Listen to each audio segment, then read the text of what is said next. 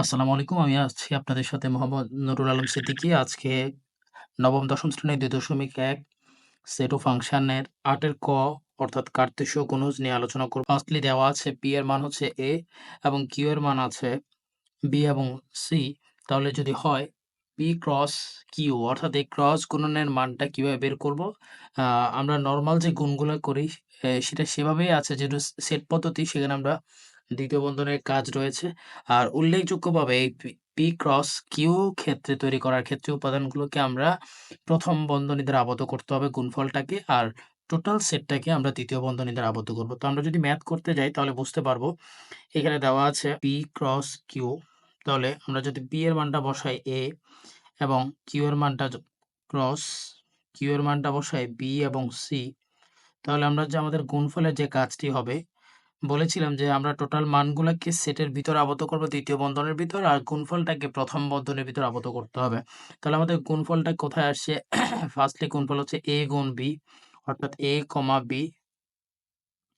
তাদেরকে আমরা প্রথম বন্ধনীতে আবদ্ধ করব। তারপর হচ্ছে A, C এটিকে আমরা দ্বিতীয় বন্ধনীতে আবদ্ধ করব। আর এইভাবে আমরা এটিকে কার্তেশীয় গুণজ করতে পারবো। ঠিক একইভাবে আমরা Q গুণ P এর কাজটা করব। তাহলে এখন Q গুণ P সমান কেমন কি হয়? তাহলে Q গুণ P, Q এর মান হচ্ছে B এবং C ক্রস P এর মান হচ্ছে A। তাহলে আমরা যদি ক্রস গুণন করি, প্রথমে বলেছিলাম দ্বিতীয় বন্ধনী দ্বারা আবদ্ধ করব আর গুণফলটাকে প্রথম বন্ধনীর ভিতরে আবদ্ধ করতে হবে। তাহলে সেই ক্ষেত্রে দেখা যাচ্ছে B গুণ হচ্ছে A, সেই ক্ষেত্রে BA কে আমরা প্রথম বন্ধনীর ভিতরে আবদ্ধ করব। একইভাবে C, A এটাকে প্রথম বন্ধনীর ভিতরে আবদ্ধ করব আর টোটালটাকে দ্বিতীয় বন্ধনীর ভিতর সেট করে দিব। আশা করি আমরা সবাই বুঝতে পেরেছি। এরপর আমরা খ নাম্বার করব। তাহলে আমরা এখন দেখতে পাচ্ছি ৮ এর খ তে দেখা যাচ্ছে A সমান 3, 4, 5 দেওয়া আছে, B সমান দেওয়া আছে 4, 5 এবং 6, আর C সমান দেওয়া আছে আমাদের x, y। বের করতে হবে আমাদের A intersection B cross C, অর্থাৎ A ইন্টারসেকশন B এর যে মানটা পাবো সেটার সাথে আমরা C এর ক্রস গুণনটা বের করতে হবে। তাহলে ফার্স্টলি আমাদের কি করতে হবে? ফার্স্টলি আমাদের দেখতে হবে A ইন্টারসেকশন B এর মানটা আসলে কি আসে। তাহলে A ইন্টারসেকশন B এর মান হচ্ছে 3, 4 আর 5। ইন্টারসেকশন B এর মান হচ্ছে 4, 5 and 6। তাহলে আমরা একটা জিনিস খেয়াল করি এখানে ইন্টারসেকশনের কাজ কি? আমরা জানি ইন্টারসেকশন মানে হচ্ছে সেট, অর্থাৎ যেটা হচ্ছে A এবং B এর মধ্যে কমন উপাদান, অর্থাৎ 3, 4, 5 আর এখানে 4, 5, 6 আছে, তাহলে আমাদের কমন যাচ্ছে কি 4 and 5। তাহলে এই যে 4 and 5 হচ্ছে আমাদের এটির ইন্টারসেকশন, অর্থাৎ A ইন্টারসেকশন B এর মান 4 আর 5। তারপর আমরা A intersection B K C এর সাথে ক্রস গুণন করলে আমাদের ফলাফলটা পেয়ে যাব। তাহলে এখন আমাদের A ইন্টারসেকশন B প্রশ্নটা লিখছি, তার সাথে ক্রস গুণন করব C এর, অর্থাৎ A ইন্টারসেকশন B এর মান একটু আগে আমরা বের করেছি 4 আর 5, তার সাথে ক্রস গুণন C মানে হচ্ছে x, y অর্থাৎ xy তার উপাদান। তাহলে আমরা ক্রস গুণনের যে শর্তটি সেটাই জেনেছিলাম, টোটাল উপাদানটাকে সেকেন্ড ব্র্যাকেটের মধ্যে আমরা আবদ্ধ করব আর গুণফলটাকে প্রথম বন্ধনীর ভিতরে আবদ্ধ করব। তাহলে ফার্স্টলি গুণফলের মান আমরা 4 দ্বারা এই পাশের xy কে গুণ করব, অর্থাৎ 4, x একটা উপাদান পেলাম, আর এটা হচ্ছে 4, y। একইভাবে আমরা 5 দ্বারা xy কে গুণ করতে হবে, তাহলে 5, x একইভাবে 5, y। ঠিক আছে? তাহলে এই যে এই উপাদানগুলোকে আমরা দ্বিতীয় বন্ধনীটাকে ক্লোজ করতে হবে, আর এটাই হচ্ছে আমাদের আনসার।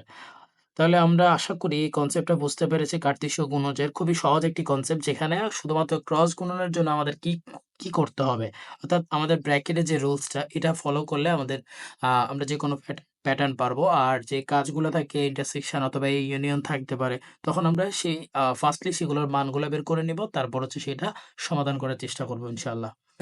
তাহলে এখন আমরা ৮ এর গ এর যে ম্যাথটি আছে সেটি আমি প্রশ্নটা লিখে নিয়েছি। সেটা হচ্ছে P সমান 3, 5, 7 এবং Q সমান 5, 7 আর R সমান হচ্ছে P বাদ Q। অর্থাৎ আমাদের P আর Q এর মানটাকে কাজে লাগিয়ে সেখানে বাদের কাজটা করতে হবে। দেন হচ্ছে আমরা R এর সাথে সেটা ক্রস গুণন করব। ঠিক আছে? তাহলে ফার্স্টলি আমরা R এর মানটা একটু বের করে নিচ্ছি। R এর মান হচ্ছে P বাদ Q। এর মানে হচ্ছে P এর উপাদান থেকে Q এর উপাদানগুলোকে কি করব? যেগুলো মিল থাকবে সেটা বাদ দিব আর বাকি উপাদানগুলো বসে যাবে। তাহলে ফার্স্টলি P এর মান কি আছে? P এর মান আছে 3, 5, 7। একইভাবে বাদের কাজটা আমরা লিখব এবং Q এর মান দেওয়া আছে 5, 7। তাহলে আমি দেখতে পাচ্ছি এখানে P এর যে উপাদানগুলো আছে, তাহলে দেখা যাচ্ছে P এর যে উপাদানগুলো আছে 3, 5, 7 আর Q এর উপাদান 5, 7 দুইটার সাথে 5, 7 মিল আছে। তার মানে P এর আরেকটা উপাদান নেই। মিললে এইটাই হবে আমাদের আনসার, অর্থাৎ R এর মানটা হবে 3। আশা করি আমরা বাদ সেটের যে কনসেপ্টটা আমি পড়িয়েছিলাম সেটার সাথে আপনারা মিল পাচ্ছেন আর মিল পাবেন। তাহলে আমরা যেহেতু আ R এর মানটি বের করে ফেলছি, সেটার সাথে আমরা R এর মানের সাথে P ইউনিয়ন Q টা বের করতে হবে এরপর। তো সেটা বের করব। এখন আ P ইউনিয়ন Q মানে হচ্ছে P এর মান আছে 3, 5 অ্যান্ড 7 আর Q এর মান দেওয়া আছে ইউনিয়ন Q এর মান দেওয়া আছে 5, 7। তাহলে আমরা ইউনিয়নের যে কনসেপ্টটা সেটা আমরা কি জানি? ইউনিয়নের কনসেপ্টটা ছিল কমন, আনকমন সব এখানে আসবে। আর যারা কমন থাকবে তাদের থেকে যেকোনো একটা কমন হিসেবে নিতে পারবো। তাহলে 3, 5, 7 আর এখানে 5, 7। তাহলে আমরা ইউনিয়নের কনসেপ্টটা কি জানি? সেটা হচ্ছে কমন, আনকমন আসবে। তাহলে 3, 5, 7 এটা হচ্ছে আমাদের P ইউনিয়ন Q এর আনসার। এখন হচ্ছে আমরা এটার সাথে আর কে ক্রস গুণন করলে আমাদের মেইন আনসারটা পেয়ে যাব। তাহলে এখানে দেখা যাচ্ছে আমাদের যেটা চাইছে আমরা সেটা মানটাকে বসাবো। অর্থাৎ P union Q cross R। তাহলে P ইউনিয়ন Q এর মানটা আমরা পেয়েছিলাম 3, 5 অ্যান্ড 7 আর তার সাথে ক্রস গুণন R এর মানটা আমরা পেয়েছিলাম 3। ঠিক আছে? তাহলে আমরা এটার যদি ক্রস গুণন করতে হয়, ক্রস গুণনের আমরা শর্তগুলো জানি। এটার সাথে এখানে 3 আছে, 3 এর সাথে 3 গুণ করতে হবে। আর সেগুলোকে প্রথম বন্ধনীর ভেতর ব্র্যাকেটের মধ্যে আবদ্ধ করতে হবে। অর্থাৎ 3 গুণ 3, 3,3 তারপর হচ্ছে 5,3 তারপর হচ্ছে 7,3। আশা করি তোমরা এটা বুঝতে পেরেছ। তাহলে আমরা এই মুহূর্তে ম্যাথটি শেষ করলাম আর এটাই হচ্ছে আমাদের আনসার। তাহলে ৮ এর কনসেপ্টটা বুঝতে পেরেছি, কার্তেশীয় গুণজের এই কনসেপ্টটা। তাহলে এটা আমাদের মেইনলি এমসিকিউতে আসে বা ক প্রশ্নের জন্য এটা ক উপযোগী প্রশ্ন হতে পারে।